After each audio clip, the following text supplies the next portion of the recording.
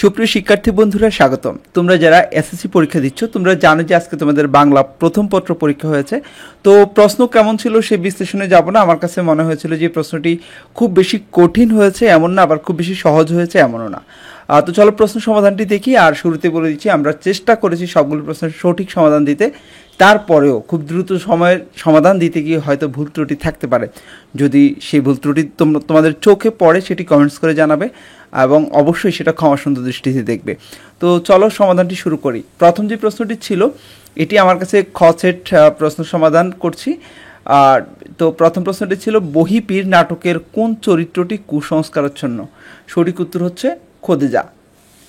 দ্বিতীয় প্রশ্নটি হচ্ছে, হাতেম আলীর বাল্যবন্ধু কে? হাতেম আলীর বাল্যবন্ধু হচ্ছে আনোয়ার উদ্দিন। তৃতীয় প্রশ্নটি, মেঘনা নদীর দক্ষ মাঝি কে? মেঘনা নদীর দক্ষ মাঝি হচ্ছে মতলব মিয়া। সঠিক উত্তর হবে ঘ, মতলব মিয়া। 17ই মে সোমবার 1971 সালের খবরের কাগজে কতজন বুদ্ধিজীবী ও শিল্পীর নামে বিবৃতি বেরিয়েছিল? উত্তর হচ্ছে ক, 55 জন। উপেক্ষিত শক্তির উদ্বোধন প্রবন্ধে মহাজাগরণের দিন বলতে কি বোঝানো হয়েছে? সঠিক উত্তর হচ্ছে ক, 1 ও 2। আশা কবিতায় কোথায় মানুষ নির্ভাবনায় ঘুমিয়ে থাকে? আশা কবিতায় কোথায় মানুষ নির্ভাবনায় ঘুমিয়ে থাকে? সঠিক উত্তর হবে গ অপশনে, জীর্ণ বেড়ার ঘরে। সঠিক উত্তর গ, জীর্ণ বেড়ার ঘরে। এ ছিল প্রথম 6টি প্রশ্নের সমাধান। আমরা যদি এদিক থেকে বাকি প্রশ্নগুলির সমাধান দেখি, তো বাকি প্রশ্নের মধ্যে এখানে একটি উদ্দীপক ছিল। এই উদ্দীপক থেকে 7 ও 8 নং প্রশ্নের উত্তর দিতে বলা হয়েছে। সেনাপতি খালিদকে অপসারণের দ্বিতীয় কারণটির সঙ্গে মানুষ মোহাম্মদ সাল্লাল্লাহু আলাইহি ওয়াসাল্লামের প্রবন্ধের কোন বাক্যটির ভাবগত মিল পাওয়া যায়? উত্তর হচ্ছে খ, আমি রাজা নই, সম্রাট নই, মানুষের প্রভু নই। মানুষ মোহাম্মদ সাল্লাল্লাহু আলাইহি ওয়াসাল্লাম প্রবন্ধে বর্ণিত হযরত মুহাম্মদ সাল্লাল্লাহু আলাইহি ওয়াসাল্লাম এর কোন মানবীয় গুণের অভাব উদ্দীপকের সেনাপতি খালিদের মধ্যে পরিলক্ষিত হয়? এটির সঠিক উত্তর হচ্ছে, আমার মতে এটির সঠিক উত্তর হচ্ছে ক্ষমা ও সাধুতা। এটি আমার কাছে কনফিউশন আছে। তোমরা যারা পরীক্ষা দিয়েছো, যিনি একেবারে সঠিকভাবে জানো যে প্রশ্নটির উত্তর কী হবে, সেটি আমাদেরকে একটু কমেন্টস করে জানাবে। পরের প্রশ্নটি, ফুরায় এসেছে তেল, এ বাক্য কি প্রকাশ পেয়েছে? এ বাক্যে ছেলের মৃত্যু আসন্ন এটি প্রকাশ পেয়েছে। আমাদের স্কুল কলেজের ছেলেমেয়েরা বই পড়ে কিভাবে? আমাদের স্কুল কলেজের ছেলেমেয়েরা বই পড়ে বাধ্য হয়ে। সঠিক উত্তর হচ্ছে খ। গল্প কথকের সঙ্গে মমতাদি ভাব করেছিল কবে? উত্তর হচ্ছে ক অপশনে, সপ্তাহখানেক পরে। মিষ্টি যেন গুড় দেব তোমায় উক্তিটি দুর্গার কী ধরনের মনোভাব প্রকাশ পেয়েছে? উত্তর হচ্ছে গ, স্নেহ। শিক্ষা মানুষকে কোথায় পৌঁছে দেয়? উত্তর হচ্ছে ক, মনুষ্যত্বলোক। সঠিক উত্তর ক, মনুষ্যত্বলোক। এরপর আমরা পরের পৃষ্ঠার প্রশ্ন সমাধানগুলি দেখব। প্রশ্নের 14 নম্বরের প্রশ্নটি ছিল, মহাবিদ্রোহী রণক্লান্ত আমি সেই দিন হব শান্ত, যবে উৎপীড়নের কন্দন রোল আকাশে বাতাসে ধ্বনিবে না। কবিতাংশটি ভাব কাকতাড়ুয়া উপন্যাসের কোন চরিত্রের মধ্যে ফুটে ওঠে? উত্তর হচ্ছে খ, শাহাবুদ্দিন।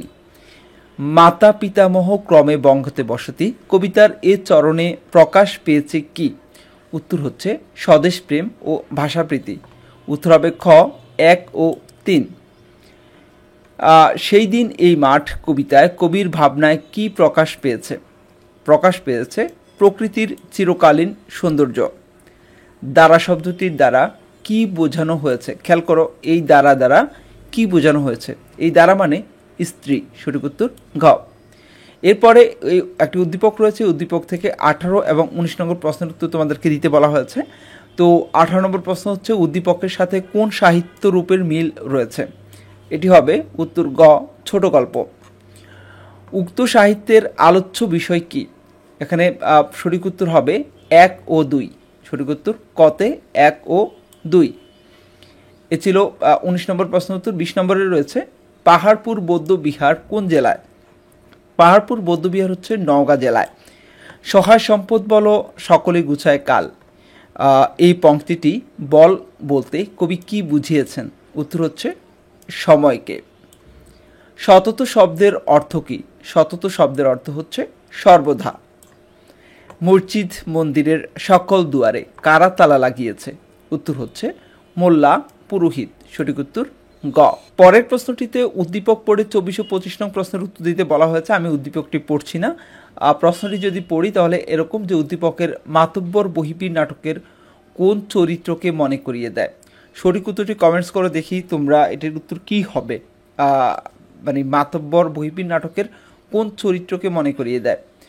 আর এর পরের প্রশ্নটি, এই দুটি প্রশ্নের সঠিক উত্তর আমার কাছে কনফিউশন ছিল, যার ফলে আমি দুটি প্রশ্নের সঠিক উত্তর দিইনি। তো আশা করছি তোমরা যারা লিখেছো বা দিয়েছো তোমরা সঠিক উত্তরটি কমেন্টস করবে। তোর সামনে খারাপ দিন আসছে বুধা উক্তিটি কার? এই উক্তিটি হচ্ছে মতিউরের। সঠিক উত্তর হচ্ছে ক। একলা গাই একলা ধাই, দিবস রাত সাঁঝ সকাল।